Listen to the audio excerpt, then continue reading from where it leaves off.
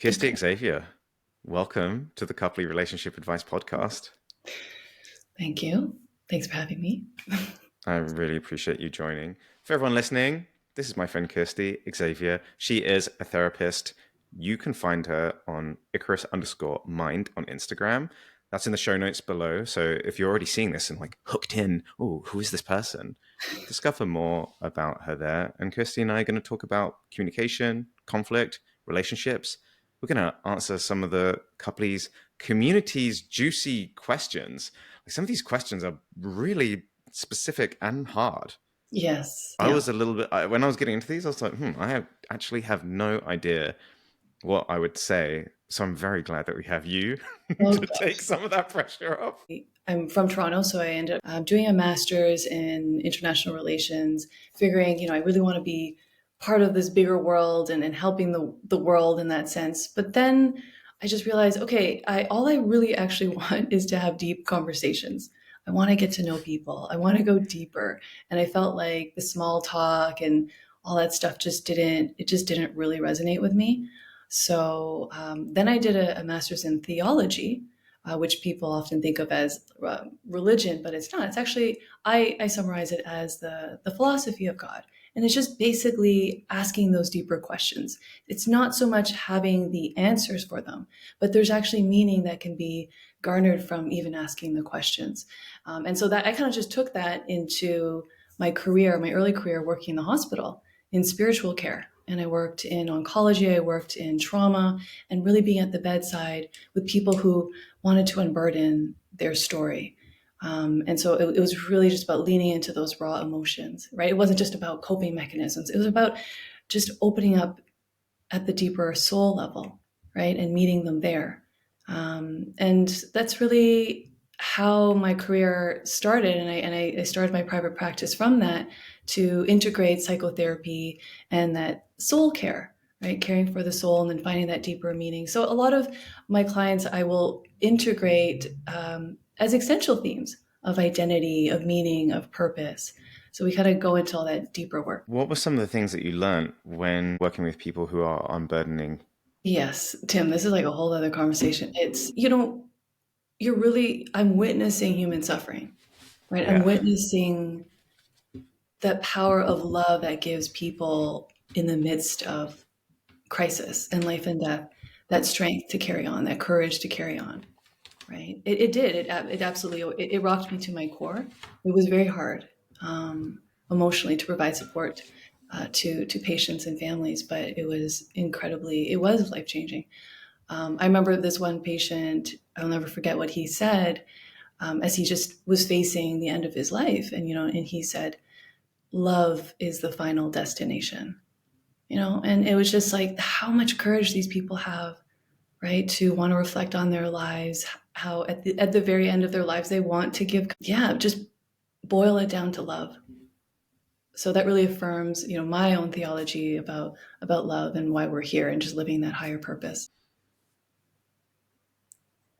I wonder if being exposed to that then just gave you some more laser focused clarity on the things that, hey, when we do get later on in life, these are the things that matter. You have all of these chances in your life to make the right decisions so that when you are in that moment, you're not filled with regret and filled with the things that you didn't do. Yeah. I think people don't even realize that they have so many unanswered questions, right, in their heart about life in general. I don't think they even have they've even given themselves the opportunity to pause and to say, well, what am I really hustling for?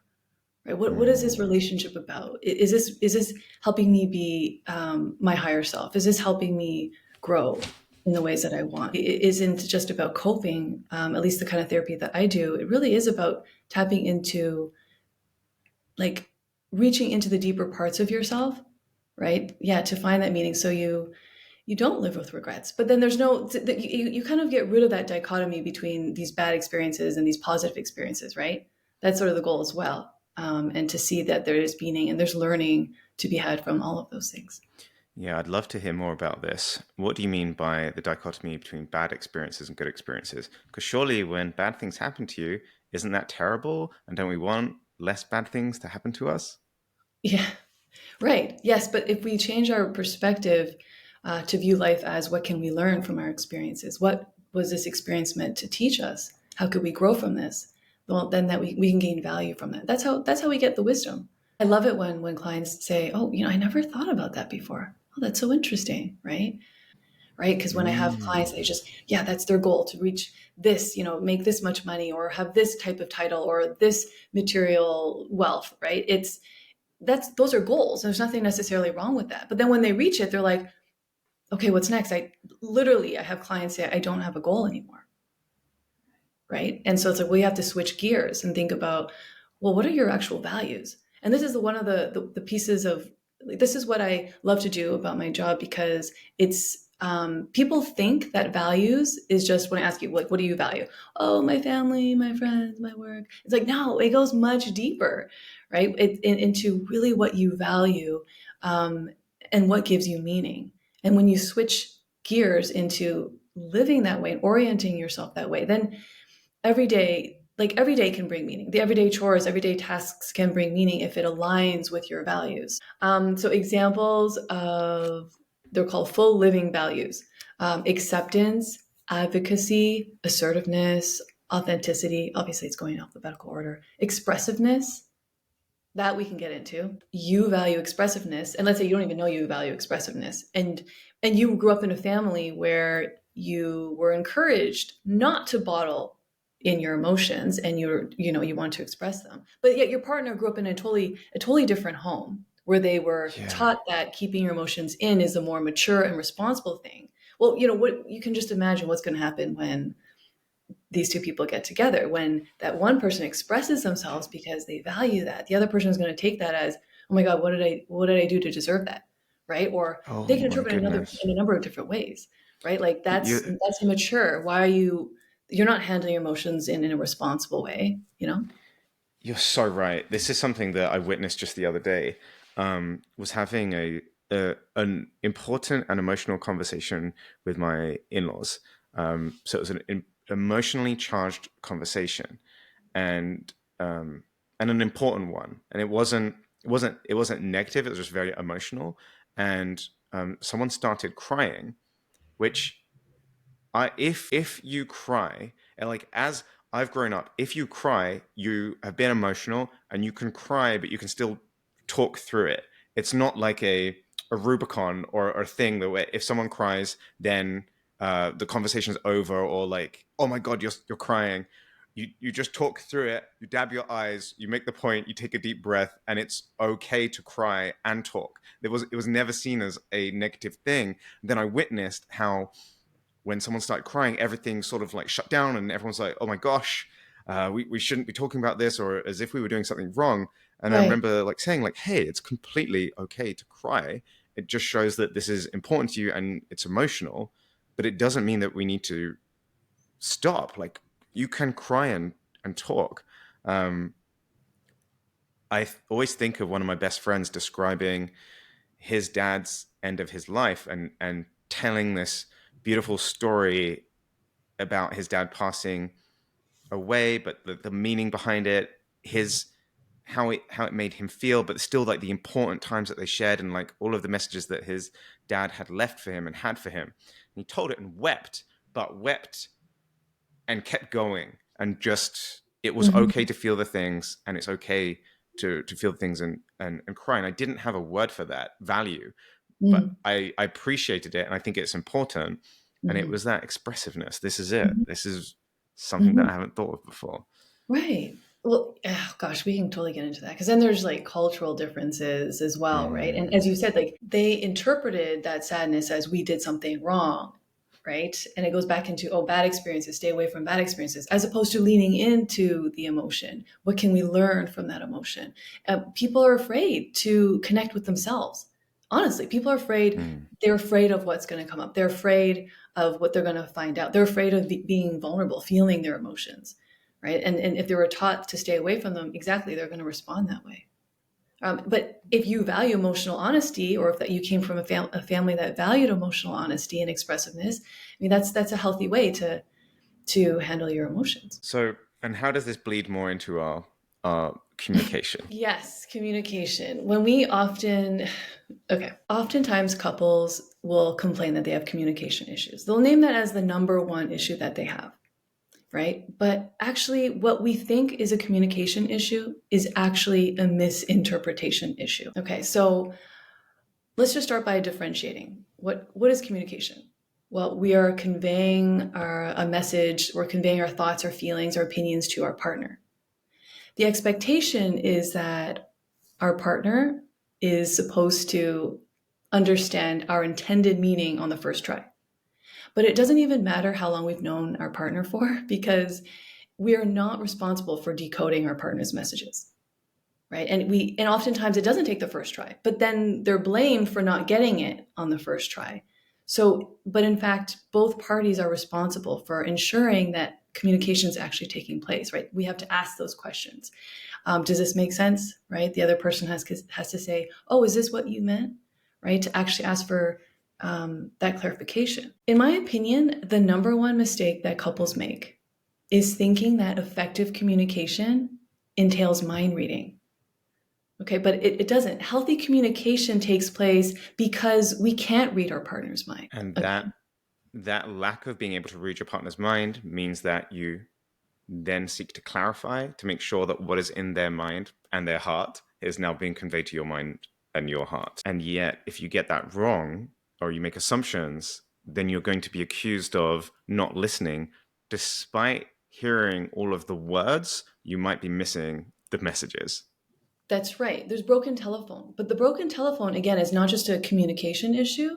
Yes, it's a listening issue, but it's also an interpretation issue, because that person who's hearing it, they're layering on their interpretation on top of their partner's original message. So that's where the broken telephone comes in, right? So what is interpretation? It's how you're hearing things. It's how you make sense and give meaning to what you are hearing. But that interpretation is unique to your own past experiences, your own experience with your partner, your own upbringing, right? And then the context of the situation and your perspectives. So the challenge is that there's always an internal interpretation, also known as an internal narrative of what you're hearing. And that can sometimes compete and override what your partner actually said, even if even if they clarified what they actually meant. Oh, go on, go on. I know you've got more. Let's keep going. This is 10 out of 10. I'm loving this. Well, I was going to say, it's like the solution is also part of the problem, because we need interpretation to help us decipher when there is room for multiple meanings and interpretations, or if there's vagueness, like, well, okay, I don't know what our partner means, right? Yet the interpretation itself can also become part of the problem. And so that's why, again, it's so important to ask and check out our assumptions and ask our partner if this is what they meant, and to understand that, okay, we could be interpreting things differently, right? And I do have some examples of how we can interpret things different ways. I'll let you Let's know. go. I want to hear them. My comment was this. You're so right. And I'm thinking of this analogy of this strength of internal narrative being like a river. And some people, it's quite calm. It's almost more like a lake. You can say things to them and you can explore it together. And other people, their internal narrative is so swiftly moving that no matter what you say, it's sort of like you drop something in, but it's swept downstream. And the thing that you were trying to talk about with them has already been swept away on their own internal narrative. And it feels very difficult to communicate with them because that internal narrative is moving at such a speed. It seems to get away from you or get out of your hands versus being able to actually explore something with them. Exactly. Exactly. I don't even think people realize how much they're superimposing their interpretation onto what they're actually hearing, right? So it's a classical guessing game, right? That again, Mm. people may not always be conscious of. It's what they said versus what they really meant to say. Like I get that a Mm-hmm. lot, right, from clients. Mm-hmm. It's like, well, she said this, but I know that they really meant that, right? So what they said versus what they really meant to say, and then Mm-hmm. there's also what they said versus what you heard them say. Okay. So, for example, and I'm sure you can give me your own examples too. Honey, can you turn down the volume? It's too loud. Okay. So, a partner can interpret this, as you said, if it's a stream of thoughts like moving so fast, they can interpret as they never appreciate my music. We can never share music together. They're Oh always trying to yeah. control what I do. I don't Mm, have the same freedom as I used to. And then mm. that can lead to the story that they tell themselves, which is, we're not as compatible as I thought. Big time. Right. So Big time. yeah, this is the perfect example of how our feelings turn into thoughts and then they turn into the stories that we tell ourselves. Yeah, I can so it's so important to I think in most cases, would you say it's important to be generous in your interpretation of people's requests? And and what is the line as well? What's the line where someone is making a request because they can't concentrate at music at a high level. They don't like music being played loudly. I grew up in a house where you wake up in the morning to my dad blasting music every morning. Grew up in a very like loud and boisterous house. My dad loves to play music. Getting Hmm. ready for when we were going out, music playing.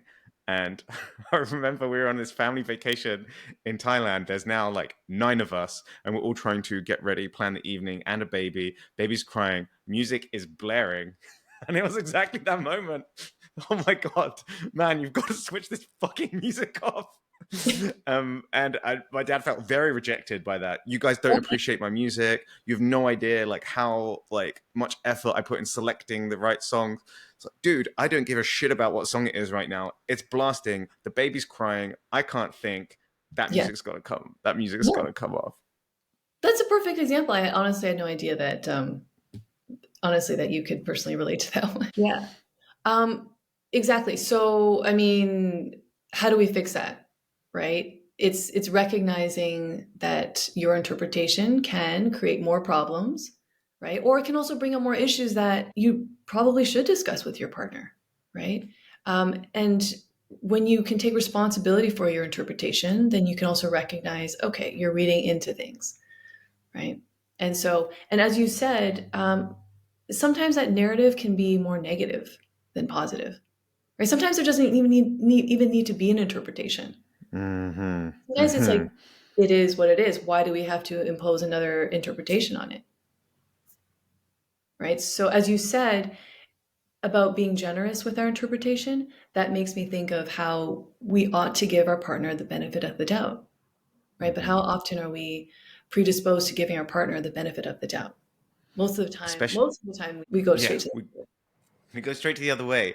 This yeah. leads us on to our next topic around what are the things that trigger us into going the other way. So, how do you see these relationship triggers? Okay, well, let's start by defining what a trigger is. Okay, so I've defined it in 3 points. The first point is it's like an automatic button that goes off inside of us that we have little to no control over. Okay, the second point is that triggers reveal and they open up insecurities. And the third point is that they become access points to our internalized emotions, including shame. Okay, so in intimate relationships, triggers, they're bound to come up because they're like landmines. It's like, ooh, you have no idea where or when you're going to step on one. Because where there's trust and vulnerability in a relationship, there can also be opportunities for those to be tested and challenged. It's powerful. This idea of that, and the inevitability of it is actually quite comforting because I think a lot of people feel terrible when they upset their partner in a way that seems far more magnified than is reasonable, or they feel angry when their partner is giving them such an unjust reaction, depending on the type of person that you are. So, how do couples explore it? Yeah. So to your point, we do have to be careful about triggering our partner, right? But careful in the sense that we don't want to intentionally trigger our partner or hurt them, but we also have to realize, as you said, this inevitability that sometimes we could say the most innocuous things and that will set them off, right? So we have to go back to, okay, well, who is responsible for this trigger? And we have to remember that that trigger comes out of the interpretation that we tell ourselves. The trigger is the interpretation. The trigger is within us. So it is our responsibility to look after that. It's our responsibility. We can choose how we want to respond to that trigger. That is in our control, right? We can't always control someone triggering us, but we can control how we respond. So I have some examples. Maybe this Let's also. get into them. Oh, Okay. yeah. Okay. So for example, when I say the interpretation is the trigger, okay, this is how it can come up. So let's say we have Alex and Loni. Okay, they're a couple. Let's say Alex is the avid reader and Loni doesn't enjoy reading books. So one day Alex says to Loni, "What do you know? You don't even read." But Loni isn't phased or embarrassed. Okay, they're not triggered because he doesn't interpret it as, oh, okay, feeling insecure, or that, like, he doesn't take that as an insult because he feels confident in himself that, well, I don't like it. That's my preference, right? He's cool. But let's say we have another couple, Ash and D, and Ash is the avid reader, says the exact same thing to D. D gets triggered because she feels that Ash is implying that she's not as intelligent as Ash, right? And then that starts to rub up against D's insecurity of not feeling like her opinions are as valued by Ash, or not feeling like an equal, right? And that's why she made that comment. So in that example, it brings up a much deeper issue in their relationship that otherwise may not have come up, right? So this is when we believe our interpretation is true, that's what triggers us, because now it becomes an access point to our internalized emotions and insecurity. And when does the responsibility really start to switch? Can someone be too triggered? What about these relationships where you have these situations in which people are saying, and this is like a common thing that people say, is like, oh, they're pushing my buttons, or don't push my buttons, and it sort of becomes more of a threat, and you end up holding. It's like you're instead of walking accidentally on a landmine, you're surrounded by landmines, and you feel like you can't take a step in any direction. So the pushing, when we say, oh, they know how to push our buttons, they are implying a few things, right? They're intentionally trying to provoke a specific response, or trying to provoke you or get a reaction out of you.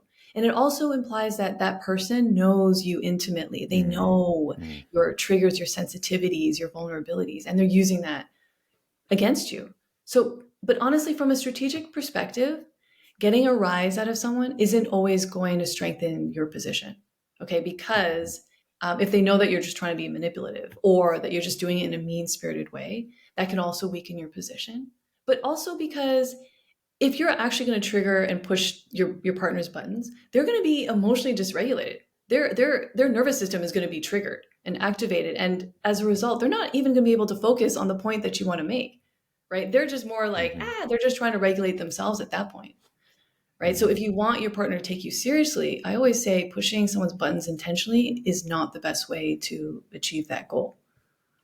And probably equally putting yourself in this victim space in which you're saying you're giving all of the power of your emotional regulation to someone else by saying like, oh, don't push my buttons, is walking along a line in which, I don't know how to put it nicely, but you're being an asshole as well. If you're saying like, oh, don't I don't want you to raise this because you're pushing my buttons. That Mhm. pushes my buttons. This behavior pushes my buttons. If you go out too much, like, that's going to push my buttons. So it starts to become, you're starting to try and form a cage around someone else as well, just because of the Mhm. things that you might be insecure about.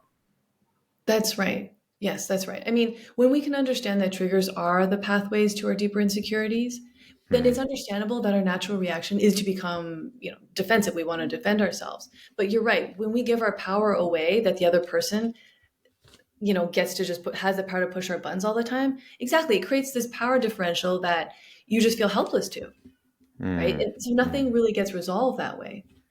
You Hmm. have to understand what's happening inside you first before you can approach or respond to your partner. Like when you realize that you're being triggered, the best thing to do is take that pause, breathe, recognize, bring conscious awareness to what is happening inside of you. In this idea of things not getting resolved, I'd love to hear you talk a little bit about blame cycles and these repetitive patterns that you see. Okay. Okay, but can I actually tell you three things to remember about Oh, triggers? oh yes, you can. Okay. Okay. Yes, because I thought about this. So I definitely want to get it in. Okay, so Yeah. three important things to remember about triggers is that they're not always a negative thing because they do reveal the deeper issues and insecurities. And that can be an opportunity to discuss with your partner, right? To Mm. bring healing or to strengthen that relationship. And so, and as I said, it's not it's how one responds to their own trigger that really makes a difference to that strength and the cohesion of the relationship.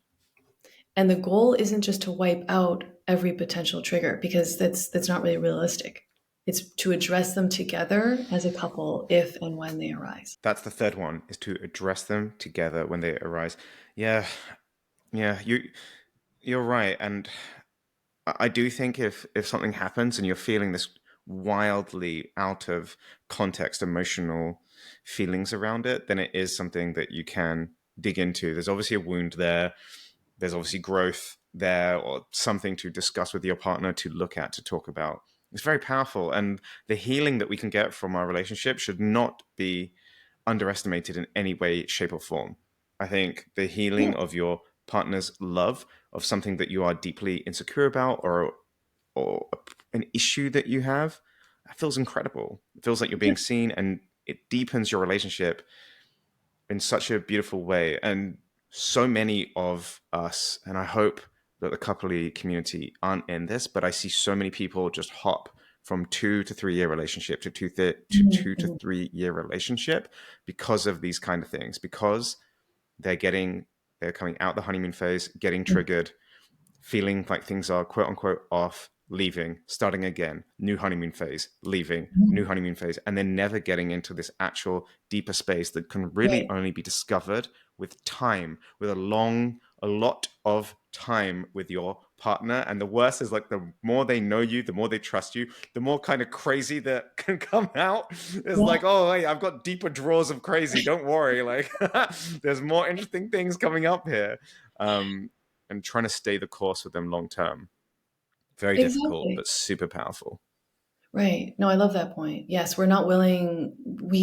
It's just like the same example of your in-laws. It's like we're scared of that sadness. We're scared of what it's going to open up. We just want the rose-colored glasses. We just want to be in the honeymoon period, right? We don't really want to do the hard work. Or maybe we don't feel we can handle doing the hard work and feeling vulnerable.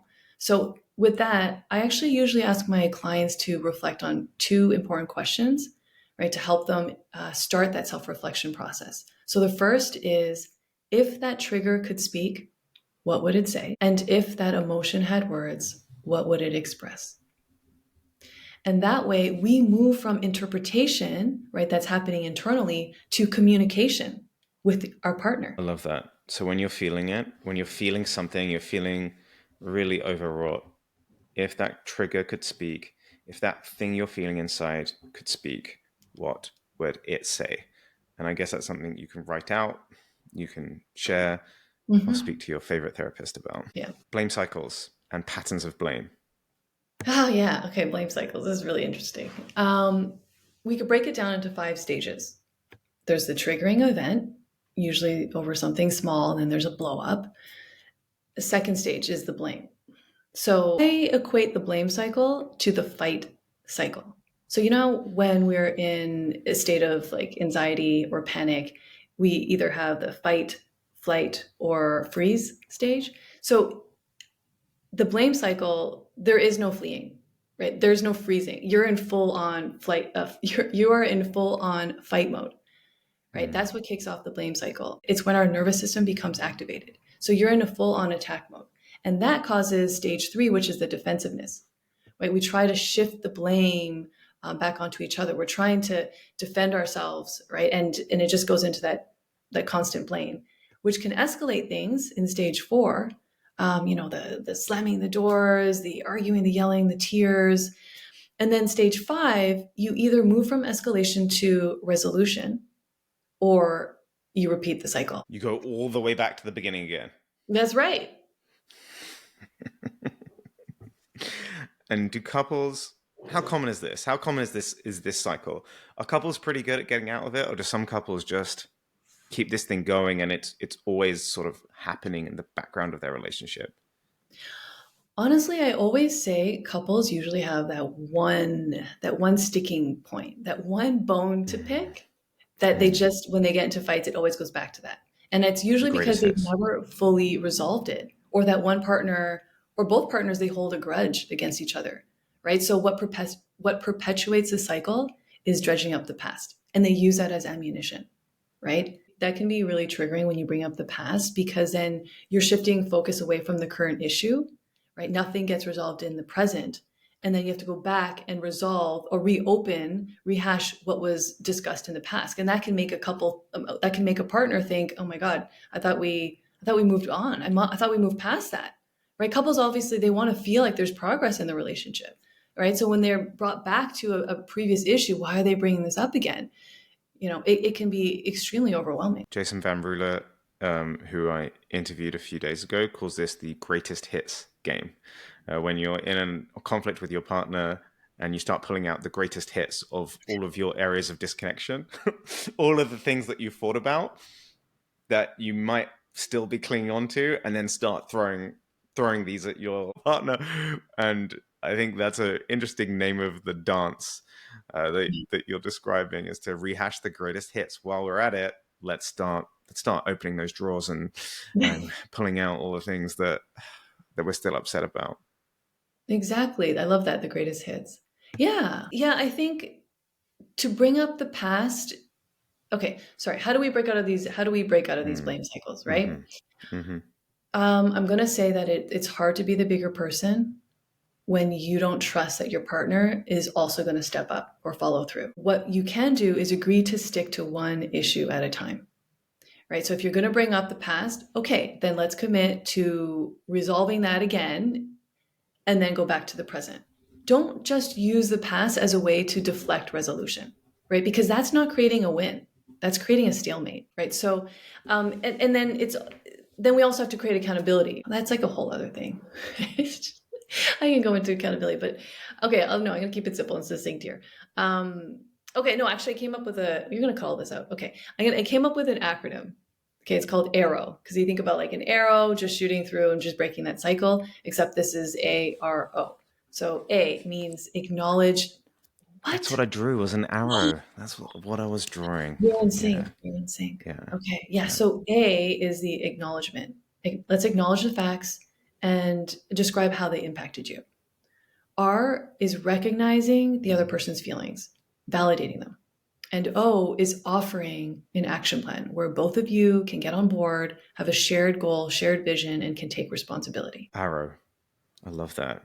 That's fantastic. Feelings to thoughts to actions to stories. How do how do the things that you're feeling just sometimes you can skip. You can go straight from feeling to action.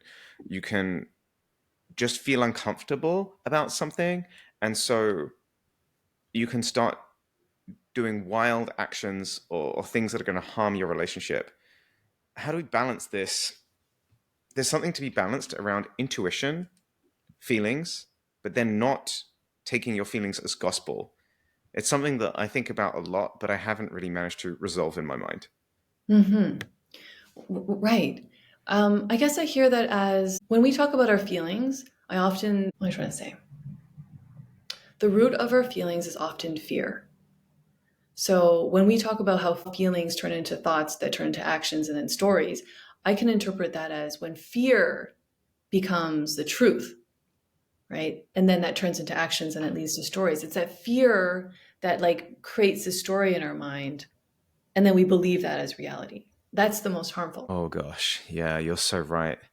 And how often do people accidentally create their own worst fear by ruminating on it? And then the behavior around the fear ends up causing that fear to actually come forth in their reality. Yeah. Okay, so the stories we tell ourselves are the narratives we internalize to make sense of our outward experience and our inner reality. So the key point is that we make our stories match our intentions and beliefs. So, for example, if we wanted to protect our loved one, or in order to save the relationship, or to protect our pride, we are going to create a story to tell ourselves that, okay, our partner didn't mean to hurt us. They only did it once. it'll never happen again, right? Or pin the blame on someone else. Interesting. I'm thinking as well of, I guess I was just reading it recently. I was doing a podcast with Murthy around affairs and cheating, and he Mm, talked about this effect in which if you have a very jealous partner that constantly accuses you of cheating when you're not, um, there is a, I don't know what the correct scientific term is for it, but there's a fuck it level where they're like, you know what? I'm being accused of this so much. Fuck mm, it. I might as well do it because I'm suffering the consequences of this behavior, but I'm to which I'm innocent. And it's almost the exact horrifying thing in which you're terrified of your partner being unfaithful. And so right, you constantly investigating them, they start to feel this sense of not being trusted, and they start to get resentful about that. And then you bring forth the thing that you're absolutely terrified of. right, So, right. No, exactly. So it's not only do we believe the stories that we tell ourselves, we also believe the stories that other people tell us about ourselves. That's where childhood oh, trauma comes in, right. Let's talk more right? about this. Right? Yeah. When your dad, when your mom tells you you're no good, you're not going to be good enough, things like that, we internalize that. That becomes our own voice later, right? So in a relationship, you grow up and your partner tells you that they're so, oh, I'm so afraid that you're going to cheat, all that. Yes, they're expressing their fear, but again, they're equating that fear as like a really believable probability, right? That they are holding on to that as truth. And so it's not a self-fulfilling prophecy, Mm. but it's to that other person, they're internalizing that story that their partner is telling them about themselves, that they're capable of doing it. That's what they're hearing. That's probably how they're interpreting it. Okay, my partner's afraid that I'm going to cheat on them. Well, so it means that I have the potential or that I'm capable of cheating on them. And then maybe they start to internalize that. Oh gosh, there's something that you said as well there around this story that you have inside yourself is also going to affect the way that you show up and the things that you do that might not be in line with the person that you actually want to be. And this is a completely self-created box that is just expectations. Um, it's Yeah. like if you think that you're someone who's not in shape, then you're not going to work out, and you're like, oh, I'm not someone that can be healthy. I'm not going to eat healthy. It can, Right. and then the way that you treat yourself, the patterns that you've seen, you have to be so careful not to bring those into your life if you have an opportunity not to. But how can you discover these deep patterns, Kirsty? Because they're pretty, like, these are deep I held, know. these are deeply all mixed up in there. How can you actually pull these out and see them for what they are? I mean, I'm going to be biased. Like therapy helps, right? What you just said, it just kind of sparked a thought. Can you go back and say, sorry, can you like rewind? I swear, I just lost my thought. Can you just go back and say what you just said? These stories that we tell ourselves Yeah. can become true. If you tell yourself you're an unhealthy Yes. person, Yes. Okay, right. So what you're identifying are core limiting beliefs, mm, right? And I get that a lot with clients when I tell them, okay, this is like, so it sounds like we need to take these steps. And then I feel like I'm hitting a wall of resistance. And I'm like, okay, let's talk about this resistance. And we're able to identify that that resistance comes out of a core belief that, well, what's the point of really doing it if I don't think it's really going to work? If they don't think it's going to work, then their logic, moving backwards is, well, then what's the point of trying? yeah. And then by not trying, it doesn't work. That's right. Have you got any more examples of where you see this show up in people's lives? I mean, well, you actually named a good example about the healthy eating. What's the point of it? Because people see that the thing about that, the healthy eating is, or losing weight or how they look. It's a couple of things.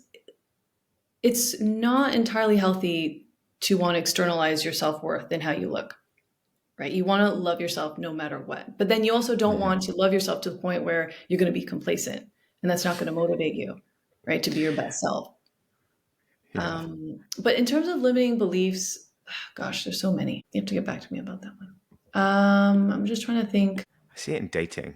I see it in dating a lot. When I speak to my single friends, they're like, there's no good people out there, so what's the point in using the apps? Ah, yes, that's a good one. Wow. What do you mean? There's so many great people out there. The world is literally teeming with amazing people and Mm. they're using apps. But if you believe that there's no good guys or you believe there's no good guys on dating apps, Yeah. then you're going to go with it with that core negative belief. You're going to meet people. You're going to expect they're not a good person. The questions you are going to ask them are going to be screening questions around if they're a good person or if they're meeting this. You're looking for clues of them not being a good person. They're going to Right. feel weird about that. And then they're not going to be a good date to you because they're not going to follow up. And then it confirms your bias that there's no good guys on dating apps. No, I totally agree. That's such a great example. Yeah, Tim, I get that all the time. I hear a lot like, "Oh, it's getting worse." I'm like, "Really?" It's not. There's no way. There's no way because I know so many wonderful people that are single and there's no way it's getting worse. In fact, an expert that I interviewed, Sammy Wonder, wanted to test this because her clients would say to her, "Sammy, you don't understand how bad it is on the apps. There are no good guys." And she was like, "You know what? You're right. I haven't been on a dating app in over 10 years. I've been married. I have 2 kids. But let's do an experiment. Husband, may I download Tinder and Bumble and go on some dinner dates and check out some guys?" He said, "That's a little bit weird. I'm not 100% comfortable with this, but I'll give it to you for 1 week because you're a dating coach and I guess it makes sense." She did 1 week. She had 4 dates, wonderful guys who had great jobs, great careers, and they went to the dinner and talked about the state of dating. I think she covered the dinner and they were kind of fine that it was a bit of a dupe. And she said that they were great guys. She said they were Mm. awesome. They were awesome. Yeah. And it also gave her husband a kick up the ass because he's like, "Gosh, my wife can get 4 great dates in a week. I need to be a little bit careful." That's such a good point. Yeah. Kirsty, you very kindly going to answer some of these coupley community questions, or we're going to discuss them together. Is there any things that you want to add to anything that you said before we dive in? I do want to add something about the blame cycles and the relationship Yeah, patterns. Okay. great. So, and because I've thought a lot about this, a lot of the blame cycles start over fighting about chores. Honestly, I feel like we should take a Oh, survey. You know, right? yes. Do you get into fights or like do your fights? I'm going to do this. I'm going to do this a poll on my Instagram. Do your Yeah. fights align with garbage day? Right? It's like because I hear this. I hear this a lot. It's the nagging. It's the I don't want like I don't want to repeat myself or I don't want to be told what to do. So this is interesting when we get into a union, when we get into a relationship, because people Yeah. want to maintain their autonomy, but they Mm-hmm. also just don't always want to put the work in. So then we create this Mm-hmm. double standard of, well, I want to do what I want to do, but I just don't want to do that. So the important thing to remember is that love is not that thing that makes the marriage or relationship actually work. It's the organization and communication skills because that partnership is a type of organization, right? Love is what makes the commitment worth it, but it's not going to unload your dishwasher for you, right? So it's like we take for granted that love works by osmosis and taking care of our household chores. But we have to understand that there's resistance there because it's people are exhausted from their days, from like, from work or having to like run around look after the kids, right? So it's not love, it's not from a lack of love, right? It's the relationship again, it really requires a whole other language around assigning roles and responsibilities and effective communication. Because if your house is a mess, it's really hard for that love to grow. 1,000%. And if your partner's disappointing you because you're expecting them to do this chore or care for your house in this way, look after their clothing in this way, not collect things in the manner in which they are, it feels like a grind in the opposite direction. You're now grinding in your relationship on top of all the hustle and the job that you're trying to keep and the promotion you're trying to get.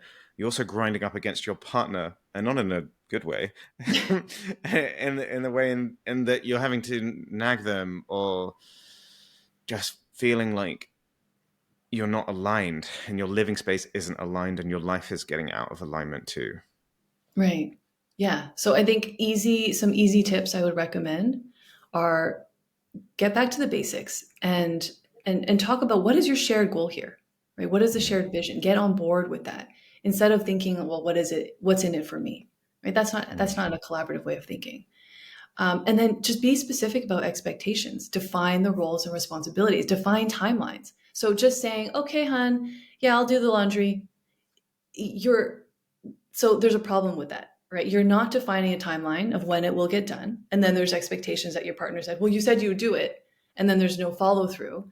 And you're also, when you're just saying a generic statement like, okay, hon, I'll do it, you're also not creating accountability in yourself, right? Accountability is making that commitment in yourself of committing to something. Right. So that's one thing I would definitely recommend when you're communicating over chores because that is definitely one of the. When there's a lot of visible and invisible labor that happens in a household as well. Zara Arshad, who we've interviewed, has a really nice process that she runs folks through. And she says, go through every single room in your house, divide it up on a page. Now write down all of the chores that are have to be done in that room, and specifically write down the physical chores and then the mental chores that need to be done too. For example, the fridge in the kitchen isn't just about the food in the fridge. It's about planning the shopping list, thinking about the kids' packed lunches, Yes. getting them, making sure they have nutritional meals that are also healthy, and they're not just having chicken fingers for lunch seven days a week. Right. It's like thinking about um, those steps ahead, right? Because then when you do all those things efficiently, guess what? You can savor some quality time for yourselves later. the thing that we push up against is people often say, but I shouldn't have to create this list. They should just know. So Yeah. what do you say to people then when they're saying, Kirsty, I've been in a relationship with this person 5 years. Like, how can they not know that we do X in this way? Why is it me that's having to tell them and do this list? What's up with that? Well, we learn, we execute, and what am I trying to say? Something we all learn differently. We all have our way of doing things. We all have our way of carrying out our chores and responsibilities, and that might rub up against how you do things. Mm-hmm. Right. So I think, again, it goes back to the mind reading. It's not that they should just know. Yeah, maybe they do know, but they're going to do it on their own timeline. And it's that timeline that's problematic for you. They were eventually going to get the laundry done, but it wasn't going to, satisfy your timeline. Right. So that's Yeah. when we actually have to have a conversation about making roles very explicit.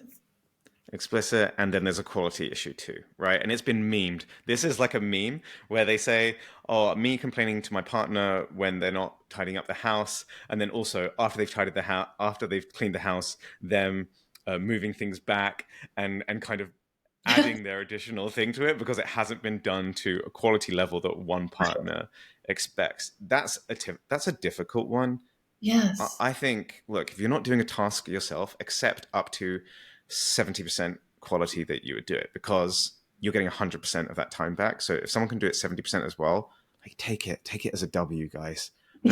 Don't don't smash someone to Okay. smithereens because they're not an expert as you are at this thing.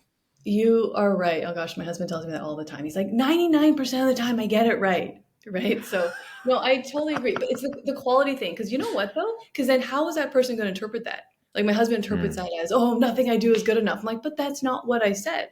Those words didn't even yeah, come out of my mouth. It's more yeah, about if you're going to do it in order to prevent us from having to do it again, well, we might as well just do it right the first time. It's all about interesting. efficiency. Yeah, yeah, interesting. Very interesting. On the theme of this, Yes. I'm in a recent relationship and we're doing great, but we argue very often about small things and it ends up ruining most of our days.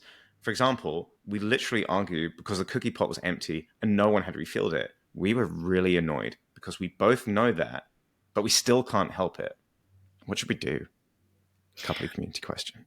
Okay, I mean, just out of curiosity, I'm just wondering from a stats perspective, like how many cookies are actually being eaten to get for this to be an issue? Just wondering, just throwing that out there. So we already touched on this, right? Create accountability, discuss Mhm. clear expectations. So it removes this need to mind read. And then start by asking, again, is this a common goal here? Or does Mm. one person, if one person feels like, oh, I just have to concede, I just have to do this for my partner, I don't really care about refilling it, then Mm. it's not really a shared goal here. So then you got to find that common goal. And then you got to learn to stick to your word, right? So instead of just, well, you said you're going to do this and there's no follow through, you have to learn to commit to what you actually can commit to with realistic timelines. So the key point is that creating accountability has more to do with keeping commitments to yourself, and then having your partner support you in that, right? Yeah, 100%. I think I'm wondering as well, it's like, don't you guys shop together? Don't we just add cookies to our shopping list and throw them in there? And when they're empty, we say, oh, we'll buy more next time we go shopping. But I think their point is that they're arguing about small things. So they don't know what arguments to choose, when to choose your Mm, battles, and the manner in which you're making requests. Because maybe it's probably not about the cookies. It's probably about someone saying, oh, you ate the last cookie. Yeah, why shouldn't I? It's my house. I live here. Like, you don't, why should I have to save them? Like, I bought them. And then you can see how, if yeah. that's the way that you take an argument, how any small thing can then become a big thing, because it's not actually the thing, it's the manner in which the thing is being communicated about that is the real issue. Absolutely. That's what starts the whole blame cycle. It's especially Mm. when we have this like getting even mentality, right? Where Oh, both yeah. people become intentional about not following through. Oh, okay, so you didn't replenish the cookie jar. Well, then forget it. I'm not going to take out the garbage Yeah. now, right? Yeah. Oof. So we have to move. We have to shift from the getting even Mm-hmm. mentality to a help me help you mentality. Mm-hmm. Next question. Okay. This is a really good example of how we interpret things based on our own fears, our experiences, our assumptions, and how we also assume our partner is interpreting his past relationships. So, the real question that I'm hearing this person say is, or the real question I want to ask is, how does your boyfriend assign meaning to these old love notes? So, my three recommendations are: first, start with self reflection. What would be your ideal scenario, your acceptable scenario, and your unacceptable scenario? That way you can kind of go into the conversation knowing where you stand, but hopefully be open enough to really listen to what your partner has to say.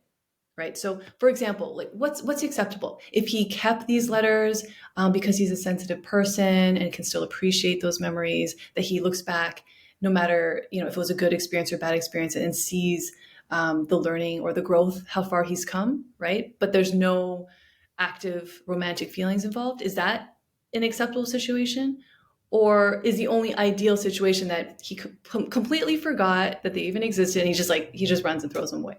No discussion, right? So it's worth thinking about also your own standards. Do you keep memories of your past relationships? Do they have meaning for you? Because that's another issue, Mm. because you could be projecting your meaning onto him, assuming that he assigns the same meaning to his old love notes. Oh, And very good. oh, sorry. And then my third recommendation is to go in curious, right? Go in Mm. actually wanting to hear his answer, not being ready to attack or question whatever he says, right? Because that's not actually going to help you get to the truth. And if it's the Mm. truth you want to get to, you're going to have to be willing to listen. Beautiful. Kirsty, do you keep old love notes? I can't remember. Do I? So the funny thing is, I might, but then I don't know where they are. I have Oh, terrible memory. gosh. That's a whole other Just let topic. So the answer is maybe, but even if I do, I don't know where they are. So Right. just For the could record. be, yeah, for the record. Do you? Um, yes, I have. I've got like a whole wedding album, Kirsty. I'm divorced. I've got a whole box of shit that I don't know what to do with that is in my parents' attic. Um, but what is the meaning I prescribed to them? I think because I kept love notes from when I was like 15, and now I'm just putting it into like, I don't know, things that I fucked up box, I guess. But I did like open it when I was recleaning the attic, and seeing like a love note that I got when I was really young was so cute, and Oh, it was like a memory thing of just thinking about that time, and like how anxious I was about all of this stuff. It like takes you back. Do I have like romantic attachment to them? Like, no, of course yeah. not. But it's just like a relic of my life. It's still Yeah. just it's a relic. It's like a in the museum of Yes. Tim. It's just something that I have. And how would I feel if my partner was like, "You need to throw those away"? I'm like, bro. I'd be like, bro. I was 15 years old. Like, really? It's done in like different colors and glitter pen, and this person is happily married with a family. Like, I don't think it means anything. And that would Yeah. be my take, though. Well, yeah, actually, but that's a really good point because is there an age limit? Is there like, oh, only serious relationships Mm, only, that's when you shouldn't have it, but like mm, childhood romances, that's okay? yeah. They have to figure it out themselves. My friend is married, but she's having issues with her partner having way too deep conversations with his female friend. They call each other sweet names. They dote on each other. They send each other raunchy pictures. She found out when she stumbled on his chat with her, and she's so heartbroken. She doesn't know how to address the situation. She doesn't want him to feel like she's invaded his privacy. And then he starts to keep secrets. She's worried that something is budding between them. Kiersty, what do we do? Okay, I'm only smiling not because of the situation, but how you read it. It was very good, very good. Okay, so okay, no, but it's a serious situation. Just cut that out. Cut out that smile.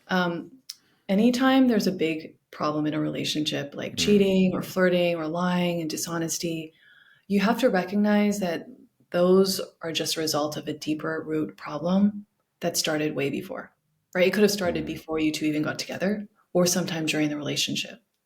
So in this situation, they're married. So I would say mm, it's important to have a conversation about three things: expectations of the marriage. Is it just to settle? Is it just to stay committed on paper?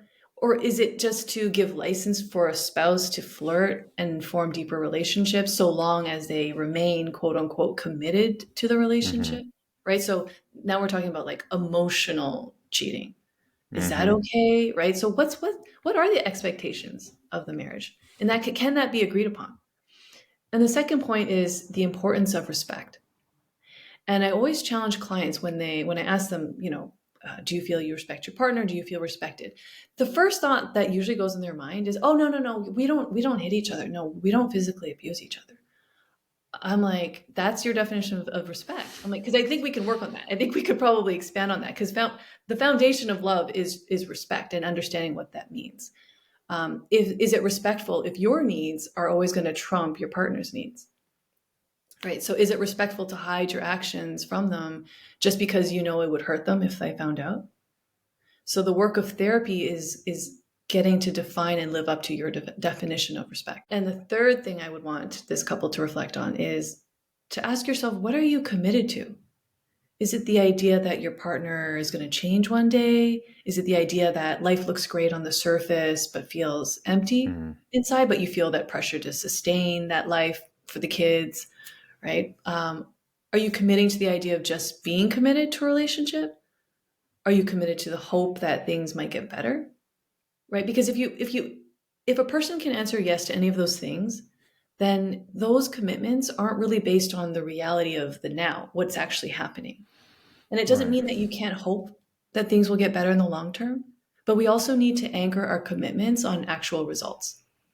Right? We have to be accountable for our actions and the concrete things that are actually going to grow a healthy relationship, like sharing those similar values, like being committed to personal growth and helping your partner grow as well. Oh, beautiful. What a great answer, Kirsty. We should do this. We should make a regular segment of just this. This is so fun. Oh God, I was so nervous. Let's go to our final question, and we're wrapping this bad boy up. From Gordon. Hi, Kirsty. My question. If one of us is open to doing things to improve our relationship, but the other person isn't, i.e., won't talk about issues, isn't open to changing, or just wants to ignore things, are we screwed? So I'm going to use the saying, it takes two to tango, but let's go deeper with that. Let's actually envision this. So if one person is willing to put in the work, learn the steps, because it is a process, and the other person doesn't, so you can still be together, you can hold hands, you can be on the dance floor, but are you going to do the tango? No. Mm, So does that matter? It's up to you to decide how much you want to tango and what that tango means to you. Does that mean being your best self, reaching your potential together, experiencing new things? Right? People have to want to change for themselves. And if it's not the right time, then it might be that there's just two good people who it's just not the right time for them together.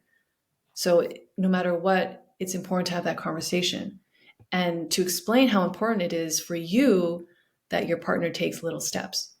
At the same time, even if they are willing to take those steps, you have to keep in mind that they might not progress at the same rate as you. So then, do you have the patience and understanding to foster and encourage their growth on their path, if it looks different than yours. To take this back to how our conversation started, you've spent so much time with people on their deathbeds. Do you think that growth is something that everyone gets to at some point in their life?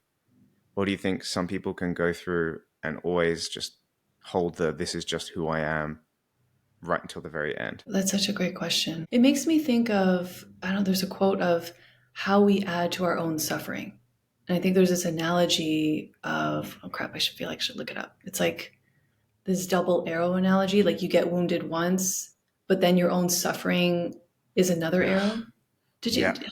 Yeah. I should look this up. You've done a video on this.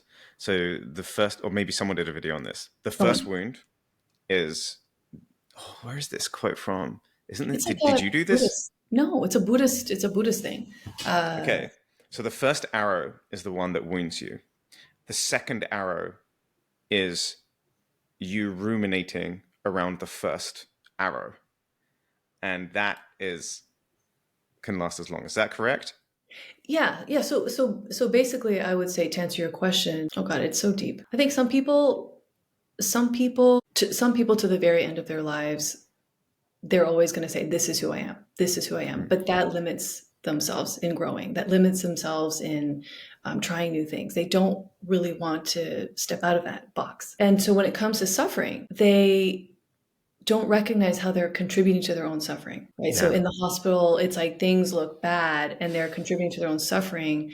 They have too many walls. People don't realize, we talk about boundaries all the time, but if your boundaries become walls, they're just going to keep you in. They're going to keep you limited, right? But if a person can take that same suffering and the same experience in the hospital, with that grace, with that, that openness of, what can I learn from this, and that gratitude that can help sustain them. I mean, that's so much growth. You can grow magnitudes through experiences of suffering, right? Because it opens you up to face yourself. And if you can't face yourself, that's hard. That's even harder. It's even more painful when you can't face yourself. Beautiful. Kiersty, thank you so much for being such a wonderful guest. Where can people connect with you, find out more about you? As you said, you can connect with me on Instagram, Icarus_mind, or my website, IcarusMind. Incredible. Any final messages or thoughts that you'd like to leave with the Couply community? This is such a wonderful community, Tim. I think I suggest that we should interview you, because you just have so much wisdom and so much grace in your presence and in your story sharing. I think you really are what makes the Couply app wonderful. I appreciate you, Kiersty, so much. And I've loved getting to know you. You're such a deep thinker, and I love the way that your mind works. It has been awesome to allow us to explore it a little bit over this hour and 16 minutes. And just thank you so much for being so generous with your time. I would really love to have you back on. And thank you for answering so many of the community's questions. It was really awesome of you. Yeah. Well, I actually really loved, I don't know, off the record or not, it doesn't matter. I really loved how you were so interested in hearing about my other career, my other profession. I think a lot of people, honestly, I'm going to tell you, it gets so deep. It gets so deep in the stories that I've taken with me in human suffering and how that changes a person, right? Who witnesses it, but also who experiences it. So yeah, we don't talk about that enough, right? We, as a society, we really want to talk about the good things. Next podcast, we're going to do 1 hour on suffering, and it's going to be the best podcast episode. I can't wait. Thank you, Tim. Kiersty, thank you so much.